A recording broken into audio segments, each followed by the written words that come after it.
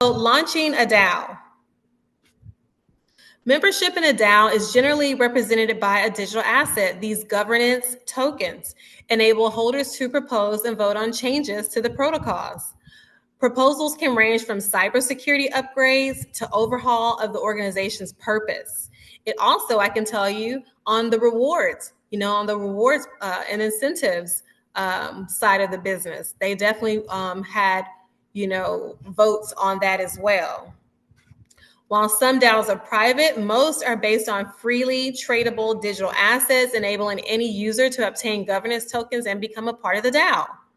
DAOs may also grant initial allocations, including through airdrops. And that's the first way how I heard of it and why I even got on the Cosmos platform. Now, I didn't receive really any massive airdrops. I did receive airdrops from Cosmos, and Cosmos were connected with, a whole lot of other tokens, right? So I did receive some airdrops, but nothing substantial like what I was wanting. In which tokens are provided for free for past usage or in exchange for a service to founders and other stakeholders who have demonstrated engagement with the relevant platform. So some of the platforms where you can see that DAOs have been launched by peers, Discord, Telegram, and Twitter are pretty much the big three, all right? And that is what I want to say pretty much on that particular section there. I'm not going to go over the membership example, but managing DAOs. Beyond tools for launching DAOs, a host of providers have emerged to offer token services, voting management, treasury oversight, risk management, growth products, community platforms, basic operational tools, and legal services. As you can imagine, if you were doing all of that for your DAO, that is a lot of work. So the great thing that I love about this new world that we're headed into, yes, millions of jobs are going away, but many new jobs, like absolutely new jobs, are starting to form. And so this is why, as we keep going on each week, when you see a problem or a challenge or an opportunity for something new, because it's just not even here yet, this is where you can come in with your business idea and start to make money. There are also a number of analytics services being developed to provide insights into the emerging DAO ecosystem. We're going to look at one tonight. And they have the multi-signature or multi-sig wallets or digital technologies that make it possible for multi-users to sign a document as a group. So that's pretty awesome as well. So people are kind of like, how do we sign documents? Usually, the comptroller does that, or the VP of finance. It's okay. We can still get everything done. Tools also exist for creating legal infrastructure for DAOs. Organizations offer DAOs legal wrappers to cover their liability and apply old partnership models such as cooperatives and investment clubs to offer DAOs legal standing. The existence of these tools notwithstanding, the question of the legal status of the DAOs remains largely unsolved. So as we stated earlier, you don't have to get them registered with like I'm in Texas. I don't have to get a DAO registered with the Secretary of the State of Texas like I would an LLC, right? Or any of the other S corporations or any of those other type of entities. You don't have to do that. But that's why we're saying it's a little gray area at this time when it comes to the legal framework, because it's like we know where the others stand. And if you were to get sued and what would happen and things of that nature, everything is documented. It's in writing. There has been proven case studies or proven lawsuits that's happened. With this is brand new. Even though, yes, the first one was created in 2016, but we saw, the Constitution DAO in 2021. I mean, we're still new. It's just 2020. Well, it's almost 2026, right? It's still brand new. So some people are deciding to get legal wrappers. So that way, if they still had an LLC or whatever entity they had, they can wrap it, with this DAO so they can still have further protections. They're just trying to cover themselves since everything is so new. In some, a wide variety of tools have been created to ease the process of joining, launching, and managing a DAO. Indeed, in recent years, this ecosystem of DAO infrastructure has become a productive ground for innovation and decentralized governance in its own right. So that is pretty awesome, you all. Now, this right here is where we're talking about the 9 areas for DAOs. And so if you're trying to start a DAO and trying to figure out like, well, what type is it? And, well, let's go here. It depends. What does your DAO do? All right. The function, is your coin or, is it serving just to power a network or application? Because people have DAO coins or tokens just to do just that. Bitcoin, Ethereum, Tezos, Avalanche. Or are you using it as a governance token, right? To manage the own chain of the community, right? Some of these can actually be both. You could have a token that serves as a governance tool. Also, it can power a network or application. And so then they have some ad hoc ones, like we kind of saw with the Constitution DAO, maybe Ukraine DAO for people who wanted to do something or give to Ukraine, value transfer, investment, facilitate participant investment activity. They list some of these here. So take a screenshot. If you want to, you'll also have the playback. Meta Cartel, Olympus Pro, Pleaser, Flamingo, Well, City DAO.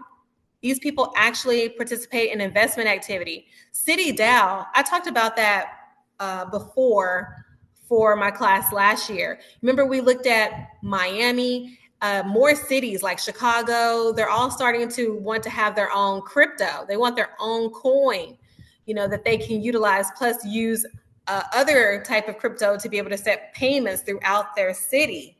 So they work with City DAO. That is really up and coming. In some cities it has stopped, because it still has to get legislation approval and things of that nature. Because in the state of Florida, which was very interesting, they were like, yep, we're not doing Bitcoin, strategic reserve here or anything. Sorry, so it's making it a little bit harder. But really what City DAO tries to come in through is through the businesses and nonprofit organizations. So it's not all the way like on a state level to where they need the ultimate approval. But that's their end goal, though, is to get into all the cities. And again, that's why this is World Economic Forum, because that's their whole agenda as well. With Agenda 2020, the initial Agenda 2020 was to get through all the cities. So when you start to see, and it's good, you're like, oh, this is great. They're widening the streets. They're giving me sidewalks. They're putting up more lights. Those are city efforts. And so those are also the Agenda 2020. And I know we did Agenda 2030, but I'm talking about Agenda. We're on Agenda 2030 now. But I'm talking about Agenda 2020.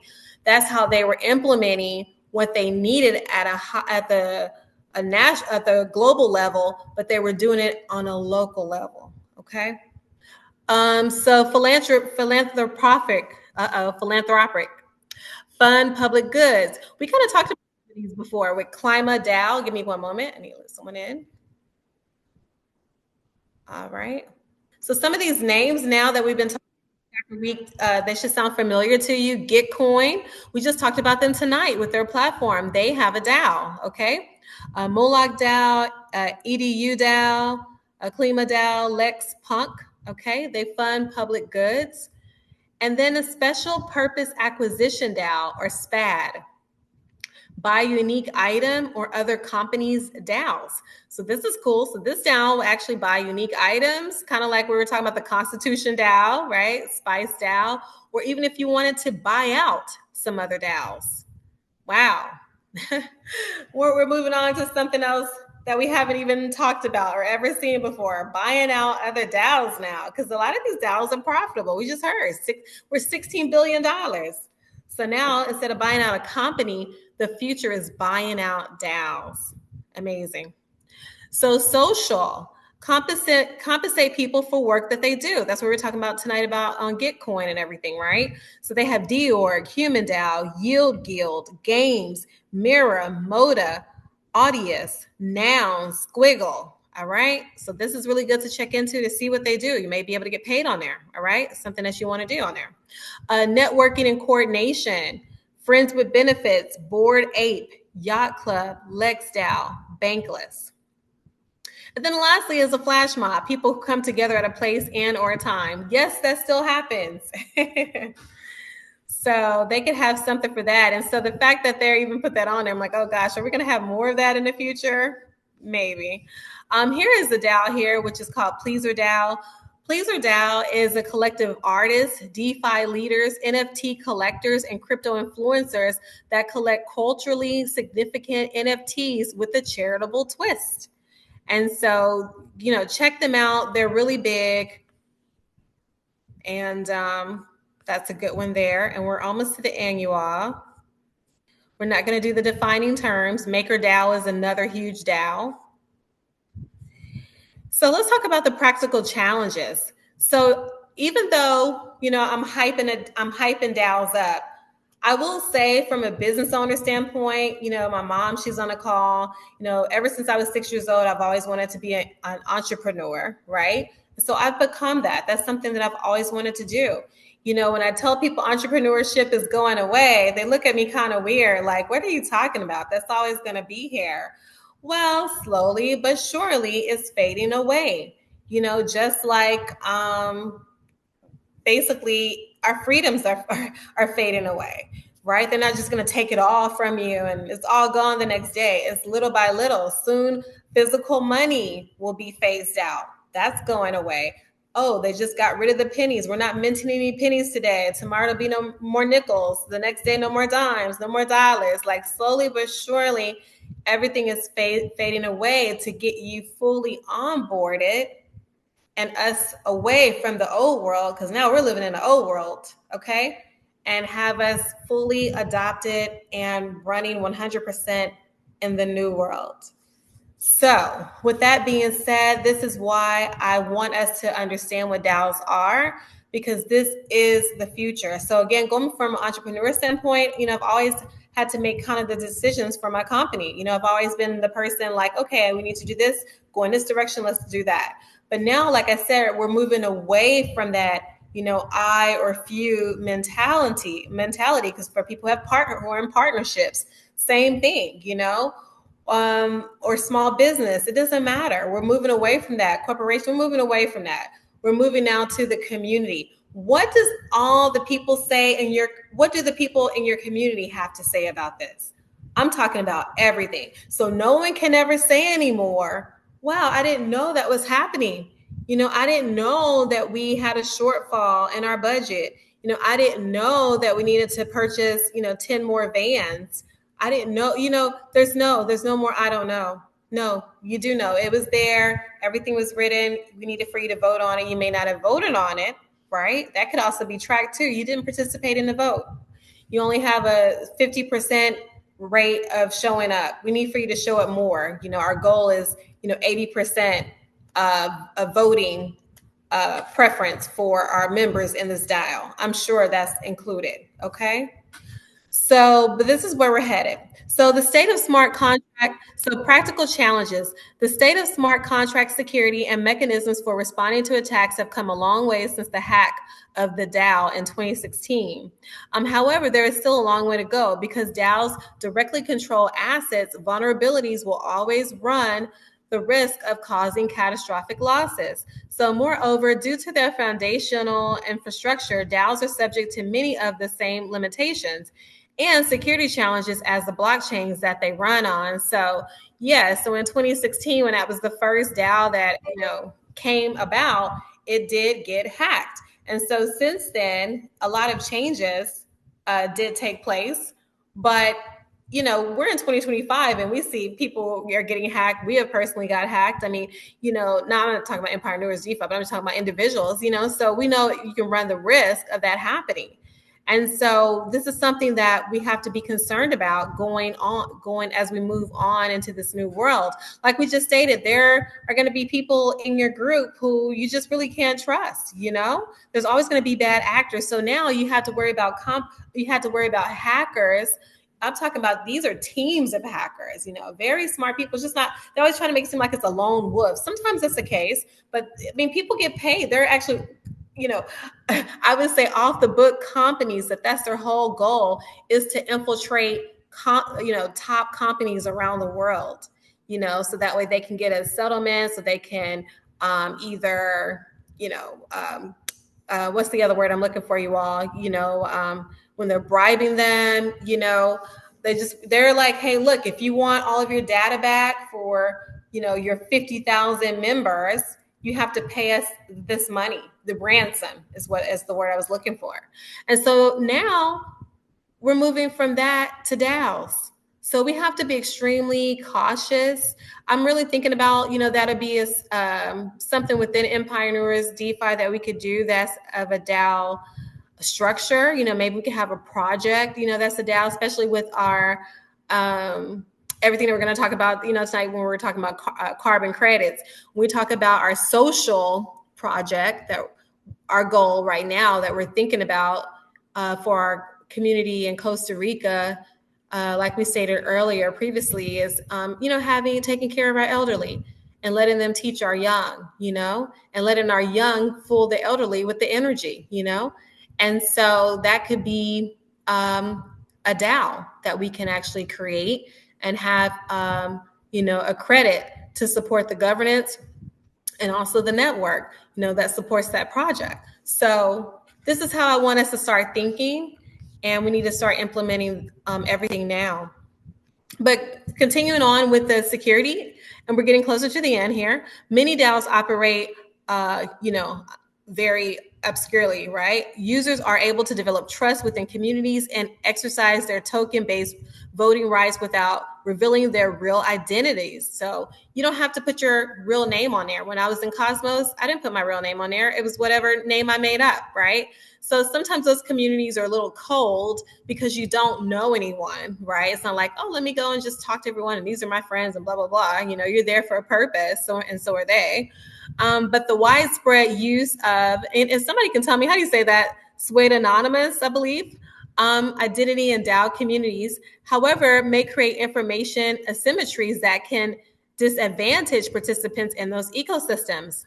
Much like shell companies use to shield identities, pseudonymity can enable individuals with bad reputations to disguise their identities and continue participating in business transactions. So I'm sure that they're going to have more rules and regulations that's going to come about this because they want to protect people's identity, but they also want to know who's who.